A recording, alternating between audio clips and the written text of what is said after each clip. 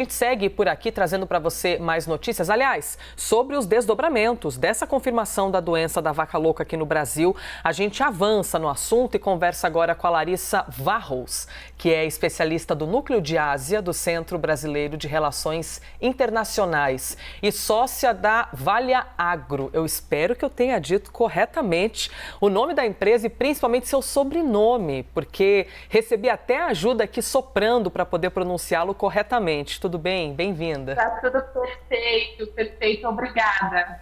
Quero começar lhe ouvindo sobre o básico. O que é exatamente que nós estamos vivendo? E até comparando com algum outro caso que tenha ocorrido anteriormente aqui no Brasil, para que a gente possa ter essa condição comparativa também. Tá ótimo. Bom, o que a gente está vivendo é a implementação em loco, digamos assim, correta, né, do nosso protocolo sanitário para exportação de carne bovina para a China. Então, esse protocolo diz que, na medida em que o Brasil se depare com qualquer caso de relevância sanitária, como é esse, né, que a gente precisa investigar e imediatamente comunicar às autoridades competentes e fazer um processo de autossuspensão das nossas exportações de carne bovina. De fato, nós já passamos por essa situação em outras ocasiões. Vale lembrar, né, o caso do segundo semestre de 2021, quando nós identificamos também 2 casos atípicos, né, da mesma doença, e nesse sentido implementamos também essa regra, né, do nosso acordo sanitário e implementamos a autossuspensão. A partir do momento que essa autossuspensão ela é implementada, há uma troca de documentos que mostram qual é a questão sanitária que foi identificada, que mostra, né, o trabalho sanitário realizado pelo Brasil e que dá conforto às autoridades chinesas de que a gente pode retomar as nossas exportações novamente, né? E eles autorizando essa retomada, depois da avaliação desses documentos que nós enviamos, aí sim nós temos a oportunidade de retomar as nossas exportações, né? Sabendo que fica a critério das autoridades chinesas a definição de quando nós podemos retomar essas exportações, né? Nós já tivemos diferentes situações no passado, em algumas essa análise foi mais rápida, em outras ela demorou um pouco mais, foi um pouco mais lenta, né? O que, é claro, causa, né, no nosso setor uma certa angústia, né? A gente gostaria de poder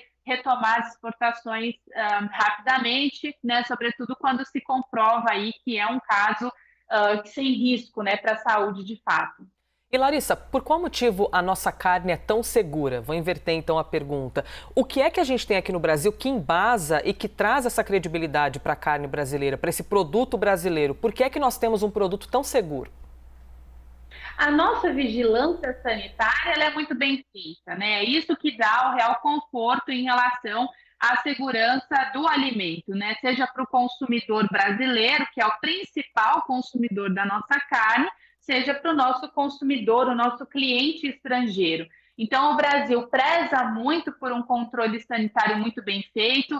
Nós temos fiscais do Ministério da Agricultura que acompanham o abate desses animais, e é por isso que nós podemos dizer com segurança que a carne brasileira é segura. É claro que o Brasil participa também de uma série de acordos internacionais sobre boas práticas que trocam informações e ajudam a monitorar essas questões sanitárias, já que tudo que tem a ver com a saúde humana é uma questão importante, né, para qualquer governo, né?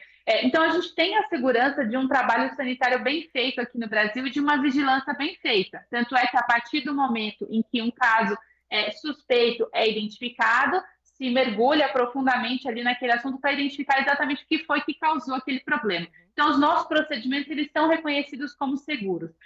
Por outro lado, a questão sanitária e a segurança do alimento, ela é uma preocupação para todos os governos ao redor do mundo, né? Na medida em que você está falando de um assunto de grande impacto na opinião pública. E quando a gente pensa na Ásia, esse impacto de opinião pública, essa preocupação que as pessoas têm com a segurança do alimento, ela é ainda maior.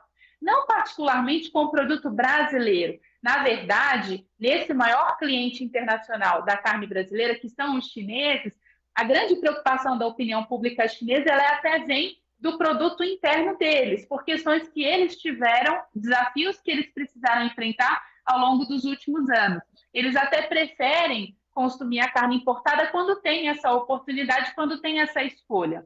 Então, a carne brasileira e a carne importada, de forma geral, são bem quistos pelo consumidor chinês. Mas num momento como esse, em que se identifica um problema, a gente faz o que é certo, o que prevê nosso protocolo. A gente suspende as nossas exportações espontaneamente num primeiro momento, revisa a documentação, aguarda as análises laboratoriais e depois retoma essas exportações a partir da sinalização das autoridades chinesas. E quando a gente fala de interromper as exportações, a gente interrompe que etapa do processo? Os animais param de ser abatidos ou eles já foram abatidos, mas a carne não sai, ela fica para consumo nacional? Como é que funciona isso exatamente em detalhes, Larissa? A carne deixa de ser exportada para a China, né? Porque essa é uma questão que diz respeito ao nosso protocolo fitossanitário com a China. Né? Então, na medida em que não há problema para a saúde humana aqui dentro do Brasil, na medida em que os testes foram feitos e que a gente está seguro em relação aos resultados, a nossa vigilância sanitária também está segura, não tem por que a gente parar o processo como um todo. O que para, essencialmente, são esses embarques para a China. Né?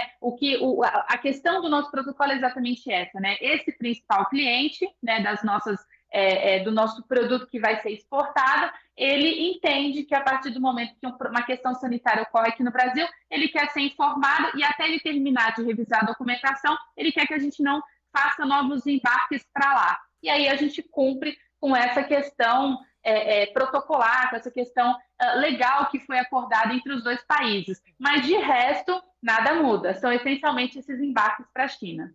Muito bom poder ouvir-te, Larissa Varros, que é especialista do Núcleo de Ásia do Centro Brasileiro de Relações Internacionais e também sócia da Valha Agro. Larissa, obrigada pela gentileza, por participar ao vivo com a gente aqui na CNN. Obrigada a vocês pelo convite. Obrigada.